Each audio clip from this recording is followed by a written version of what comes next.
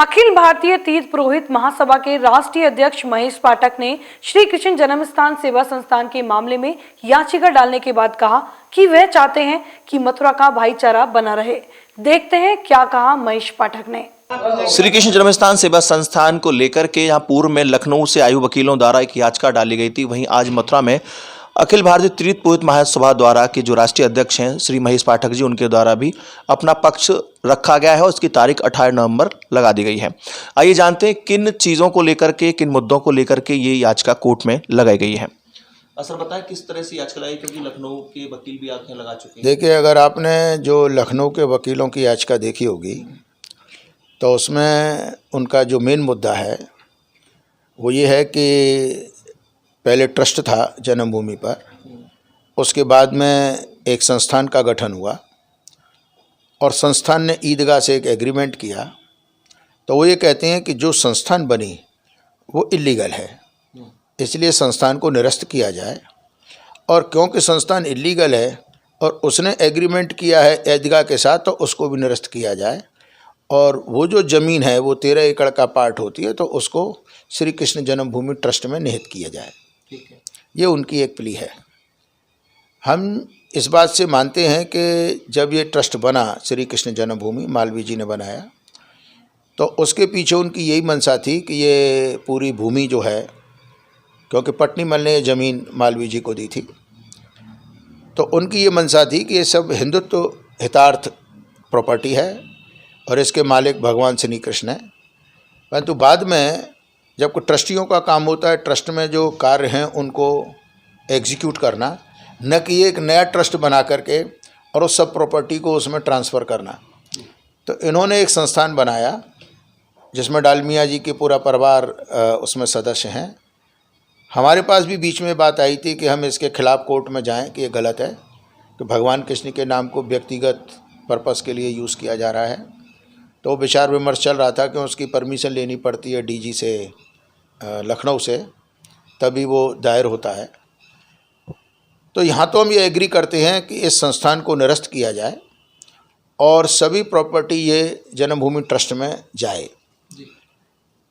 जो ईदगाह के साथ एग्रीमेंट हुआ है, आज 50 साल हो गए, देखिए किसी ने कोई पॉइंट रेज नहीं किया। अब ये जो ये पॉइंट रेज करते हैं, ये एक वाद विवाद बढ़ाने वाली बात है। हम मथुरा के नागरिक होने के नाते हमारा ये फ़र्ज़ बनता है कि मथुरा में शांति बनी रहे, मथुरा में सौहार्द बना रहे।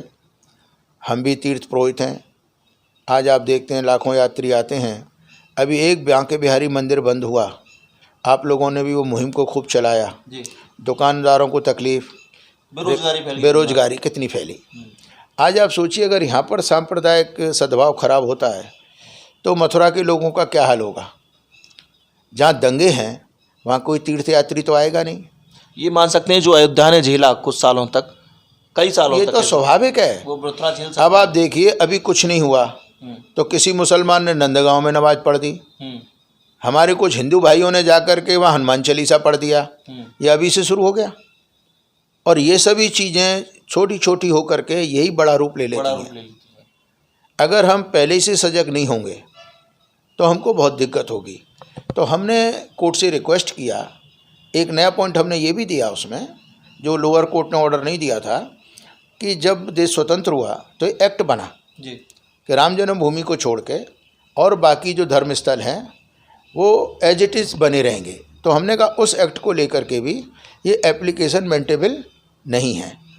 और जो हम लोगों की फीलिंग है, हम जब पुरोहितों ने मीटिंग की तो हमको लगा कि ट्रस्ट और संस्थान और ये वादी 2 से 8 जो हैं, इनमें एक मिली भगत है। पहले तो इन्होंने कहा कि ए से बी को दे दो और ए बी दोनों एक हैं, और अब कहते हैं बी से ए को दे दो और बी ने जो कमिट किया उसको हटा दो, जिससे विवाद बन जाए। तो हमारा फ़र्ज बनता है लोकल स्थानीय होने के नाते, पुरोहित होने के नाते, हम यहाँ के कंस्ट्रक्टिव सोच के व्यक्ति हैं कि हम अदालत को अपने बारे में बताएं, सत्यता को सामने लाएं, और हम चाहते हैं कि ये विवाद को यहीं ख़त्म किया जाए। आपकी मुख्य मांग क्या है? आप चाहते हैं कि जो जैसा है वैसा बना रहे? स्वाभाविक है। हमारी एप्लीकेशन अगर आप पढ़ेंगे तो 3 ही चीज़ हैं। हम चाहते हैं इनके वाद को निरस्त किया जाए और संस्थान को भी निरस्त किया जाए, जो इन्होंने भी मांगा है, और उस सब संपत्ति को ट्रस्ट में दिया जाए और यहाँ अमन शांति बनी रहे, ये हमारी मांग है। आज जिस तरह से आपने जिला न्यायालय में याचिका डाली तो आपने अपना क्या पक्ष रखा? आज तो जब एप्लीकेशन लगी 11 बजे तो 2 बजे जज के सामने आई तो उन्होंने उसको 18 तारीख को, क्योंकि सबको आपको भी मालूम है इसमें नहीं डेट पड़ी हुई है ऑलरेडी, तो इसको उसी के साथ अटैच कर दिया, क्योंकि ये अगर सुनेंगे तो टोटलिटी में सुनेंगे, एक को तो सुनेंगे नहीं। तो अब उस दिन ये है कि हम आप लखनऊ के वकील भी रहेंगे और आप भी रहेंगे? सभी रहेंगे, सभी रहेंगे। नहीं, वक्फ बोर्ड के भी रहेंगे, ईदगाह के भी वकील रहेंगे, जन्मभूमि के भी रहेंगे, हमारे भी रहेंगे, अपनी अपनी बात लोग कहेंगे। अब ये कोर्ट उसको संज्ञान में लेके उस एप्लीकेशन को वो एडमिट करे और आगे चलाए या उसको डिसमिस कर दे। जैसे नीचे वाले ने कह दिया था कोर्ट ने, अदालत ने, कि ये मेंटेनेबल नहीं है, इसको हम हटाते हैं क्योंकि स्थानीय नहीं है, ये गलत है, ऐसे तो निरे भक्त आएंगे तो ये तो दुनिया भर का मामला बन जाएगा। उन्होंने कर दिया। अभी अगर हमारे जिला जज को ऐसा लगता है कि नहीं ये सही नहीं है, मेंटेनेबल नहीं है, हो सकता है खारिज हो जाए। और अगर फिर वो लोग अगर हाई कोर्ट जाएंगे तो हम भी हाई कोर्ट जाएंगे। तो वो जहाँ चलेंगे आप उसके पीछे पीछे चलेंगे? पीछे पीछे तो ऐसा है, अगर कोई कांटे बिछाने की कोशिश करेगा तो हमारा काम होगा कि नहीं उसको साफ करें। अगर ये मुद्दा यहीं खत्म हो जाता है आपको तो कहीं ना कहीं लगता है कि आने वाले समय मथुरा की जनता, मथुरा मुसीबतों में आ सकती है, यहाँ के पुरोहित मुसीबतों में आ सकते हैं, क्योंकि ये मामला काम ये है कि वो मुसीबत में ना आए, ये हमारा फर्ज है। देखिए मेरे घर में कोई आग लगाने की कोशिश करेगा, क्या मेरी जिम्मेदारी नहीं है कि मैं उस पर पानी डालूं या रोकूं? तो हमारा काम तो ये है कि हमारी जो शांति प्रिय जनता है, आप मथुरा में भी देखिए कोई भी अधिकारी आता है तो कहता है मथुरा बड़ी शांति प्रिय है। आज आराम से लोग आ रहे हैं, जा रहे हैं। अब हमको काली रात क्यों दिखाते हो भाई तुम? अच्छा, बाहर का आदमी आके तो फाइल करके चला गया, कल दाएं बाएं लोग आएंगे यहाँ पर दंगा कराएंगे, तकलीफ किसको होगी? हमको, आपको, जो स्थानीय है। तो अगर हम टाइम से जग जाएंगे तो अच्छा है, और अगर हम सोते रहे और मामला आगे और बिगड़ गया, अच्छा हम भक्त हम भी हैं, भगवान कृष्ण में हमारी भी आस्था है। आप सुबह देखते हो मैं बगैर पूजा काम शुरू नहीं करता, परंतु हम ये भी चाहते हैं कि अगर कोई आवश्यक कार्य हो, आज हमारे भगवान टाट में बैठे होते, दर्शन करने में प्रॉब्लम हो रही होती, तो मैं भी कहता नहीं साहब मेरी भावना है मंदिर भव्य बनना चाहिए। आज आप देखते हो मंदिर ऑलरेडी भव्य बना हुआ है, और फिर तुम लोगों ने ही एग्रीमेंट किया ईदगाह के साथ, मैंने तो नहीं किया, मैं तो तुम्हारी एग्रीमेंट को कोट कर रहा हूँ।